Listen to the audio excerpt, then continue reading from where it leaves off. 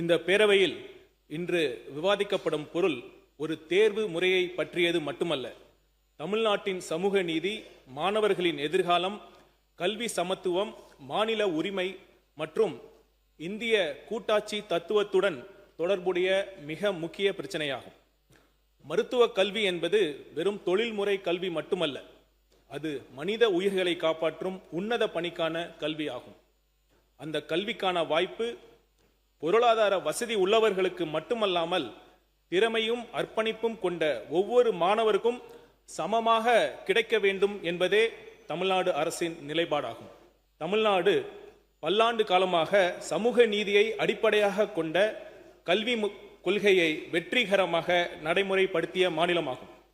12ஆம் வகுப்பு பொதுத் தேர்வு மதிப்பெண்களின் அடிப்படையில் மருத்துவ மாணவர் சேர்க்கை வழங்கப்பட்ட காலத்தில் கிராமப்புற ஏழை மாணவர்கள், அரசு பள்ளி மாணவர்கள், முதல் தலைமுறை பட்டதாரிகள், சமூக ரீதியாக ஒடுக்கப்பட்ட பிரிவினரை சேர்ந்த மாணவர்கள் ஆகியோருக்கு மருத்துவ கல்வியில் குறிப்பிடத்தக்க வாய்ப்புகள் கிடைத்தன.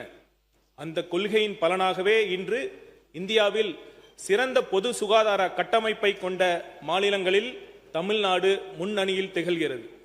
தாய் மற்றும் குழந்தை நலம், தடுப்பூசி திட்டங்கள், அவசர மருத்துவ சேவை, உறுப்பு மாற்று அறுவை சிகிச்சை போன்ற பல துறைகளில் தமிழ்நாடு தொடர்ந்து முன்னுதாரணமாக விளங்குகிறது.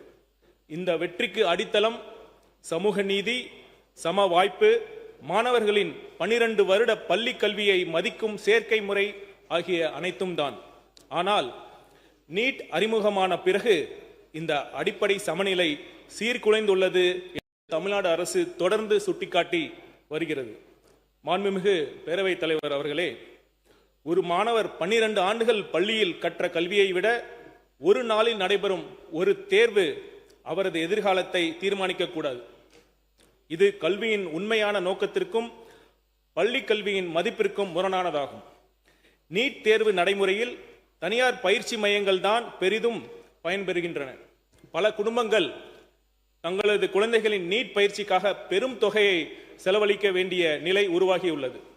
பொருளாதார வளம் கொண்ட குடும்பங்களைச் சேர்ந்த மாணவர்களுக்கு இது கூடுதல் வாய்ப்பை வழங்குகிறது. ஆனால் அதே சமயம் கிராமப்புற மாணவர், அரசு பள்ளி மாணவர், தினக்கூலி தொழிலாளியின் குழந்தை அல்லது விவசாயியின் குழந்தை அதே அளவிலான பயிற்சியை பெற முடியுமா என்பதுதான் தமிழ்நாடு எழுப்பும் அடிப்படை கேள்வியாகும். மாண்புமிகு பேரவைத் தலைவர் அவர்களே, தமிழ்நாடு அரசு மேற்கொண்ட விரிவான ஆய்வுகளும் மருத்துவ மாணவர் சேர்க்கையில் கிடைத்த நேரடி அனுபவமும் தெளிவாக காட்டுவது என்னவென்றால், நீட் தேர்வு சமூக மற்றும் பொருளாதார ஏற்றத்தாழ்வுகளை குறைப்பதற்கு பதிலாக அவற்றை மேலும் அதிகரித்துள்ளது. இந்த அரசு எந்த மாணவரின் கனவையும் பறிக்க விரும்பவில்லை. மாறாக திறமை உள்ள ஒவ்வொரு மாணவரின் கனவும் அவர்களின் குடும்ப பொருளாதார பின்னணி காரணமாக தடைபடக்கூடாது என்பதற்காகவே போராடுகிறது. நீட் தேர்விலிருந்து மாநிலத்திற்கு விலக்கு அளிக்கும் வகையில் 2021ஆம் ஆண்டு தமிழ்நாடு இளநிலை மருத்துவ படிப்புகளுக்கான சேர்க்கை சட்ட முன்வடிவை தமிழ்நாடு சட்டமன்ற பேரவை ஒருமனதாக நிறைவேற்றி இருந்தும் மேதகு குடியரசுத் தலைவர் அவர்களால் அச்சட்ட முன்வடிவிற்கு ஏற்பிசைவு நிறுத்தி வைக்கப்பட்டுள்ளது. தொடர் வினாத்தாள் கசிவுகள் மற்றும் முறைகேடுகளால் நீட் இளநிலை 2026 தேர்வு ரத்து செய்யப்பட்டு மறுதேர்வு நடத்தப்பட்ட நிலையில் லட்சக்கணக்கான மாணவர்களுக்கு சொல்லொன்னா துயரமும் இளம் மாணவர்கள் உயிரிழப்பும் ஏற்பட்டு நாடு முழுவதும் உள்ள மாணவர்களின் நம்பிக்கையை இத்தேர்வு முறை முற்றிலும் இழந்துள்ளது. எனவே இத்தேர்வு முறை அகற்றப்பட வேண்டும்.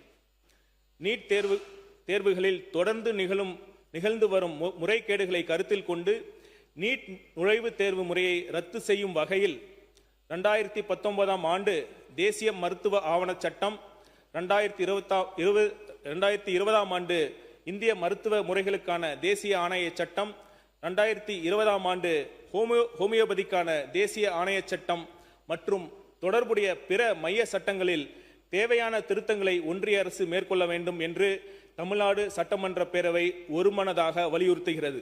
இதன் மூலம் மாணவர்கள் 12ஆம் வகுப்பு தேர்வில் பெறும் மதிப்பெண்களின் அடிப்படையில் மாநிலத்தில் மருத்துவ மாணவர் சேர்க்கையை மேற்கொள்ள இயலும் என்னும் தீர்மானத்தை மொழிகிறேன்.